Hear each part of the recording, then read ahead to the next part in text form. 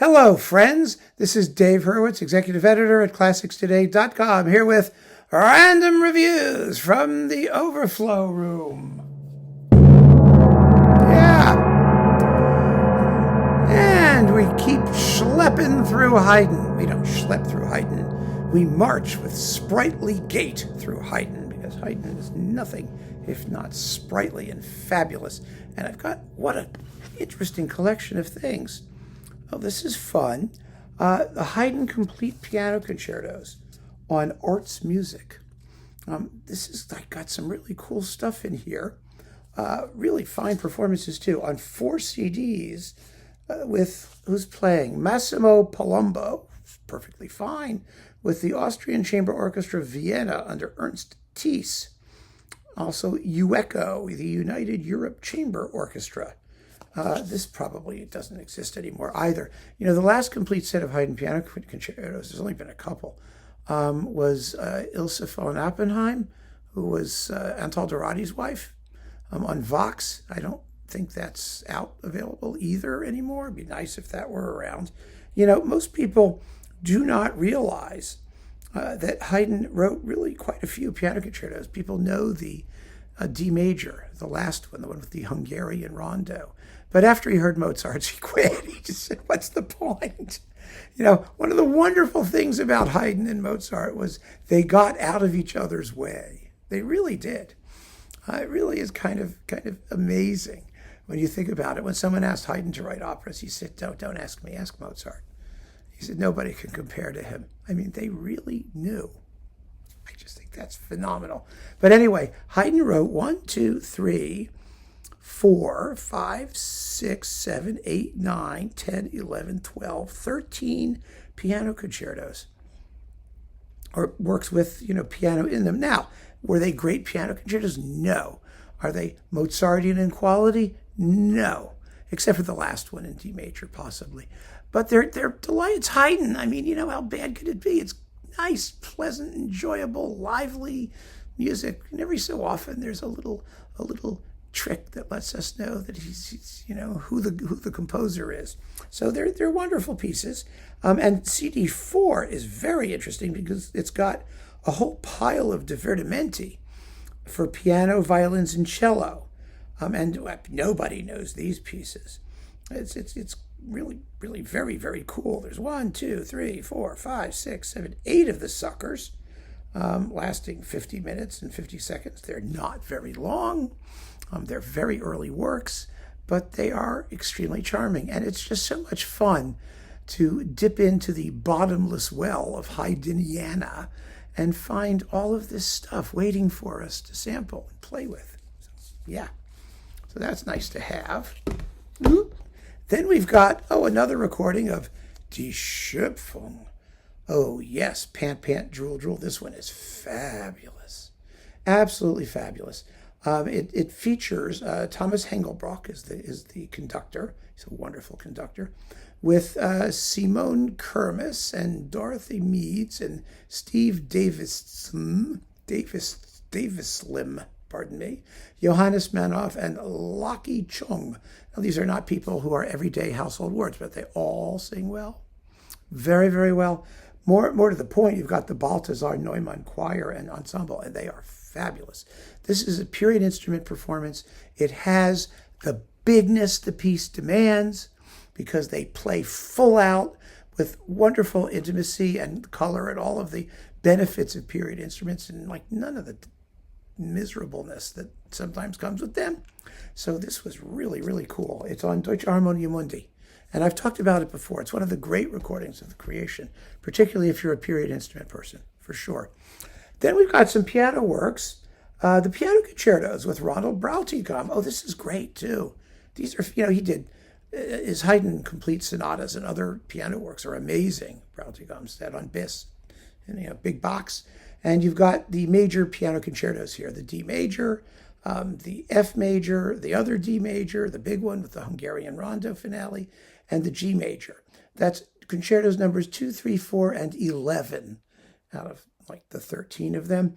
It's 75 minutes of music. If you don't want to find a box or can't find a box or you're not that into it, hearing minor Haydn, this is all really good stuff. They're beautiful works, fun and not a bit too long and full of scintillating writing for the forte piano. They're fabulous performances under Concerto Copenhagen with Lars Ulrich Mortensen conducting, and he's a terrific conductor of this stuff. Really wonderful, wonderful stuff on Bis. So Brautigam on Bis. There were a bunch of Haydn piano concerto things that all showed up within a couple of years of each other, and they were all really, really good. I think Andreas Steyer did a disc, and Marc-Andre Hamelin did a disc, and he did a disc, the Brautigam, and they were all terrific.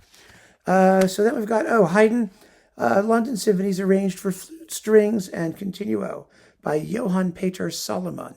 These chamber music arrangements are really very well made, and they're fun to listen to. So we've got 93, 94, and 97 on MD and G with the Camerata of the 18th century, Konrad Hünteler flute, who's a wonderful flute player. Beautifully recorded, a lovely series this was, actually. There may be more of them sitting in that back there somewhere. And last but not least, some of the Thomas Fye Haydn symphony cycle, which was since completed, not with Thomas Fye, but it was completed. It's on Hensler. It's one of the better ones for sure. Adopting the period instrument approach. Fye's performances became more rigid and joyless as they went on, and it's not surprising there was something not right there. And eventually he fell down a flight of stairs and injured himself neurologically, and that was the end of his career. Sadly, very sadly, really a shame. But here we have symphonies 39, 34, 40, and 50. So they're from the Sturm und Drang period, and I think the performances are really pretty good. I reviewed this back on classicstoday.com. You can go take a look. I'm just curious. While we're all here together, let's look and see what I said, shall we? I just think it's fun. Haydn Joseph, and the conductor is Fye. Let me see if I actually did this. This is the fun part. Okay, here's like a whole pile of them, and wow, I did lots of these symphonies. Goodness gracious, I was really on top of this series. There's 40, 41, 39, 39, 50, 52, 83, 34, 39, 40, and 50. There they are. Yes, I gave it a 9 out of 10. So there you go. And here's the review. You ready? I'm going to read the review. Because this is a memento of what was and what sadly what we hoped would be. More Haydn from Thomas Fye is always a treat. Well, see, it didn't stay that way. And this disc is no exception.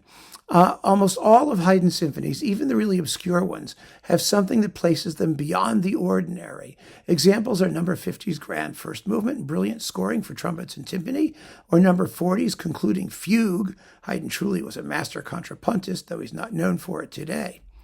The all but unknown number 34 opens with a glorious adagio in D minor, nearly as long as the rest of the symphony.